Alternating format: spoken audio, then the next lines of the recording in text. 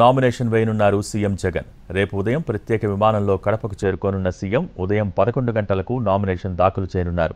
Nomination తర్వాత పులివెందులలో ఏర్పాటు చేసిన బహిరంగ సభలో పాల్గొనున్నారు సీఎం జగన్.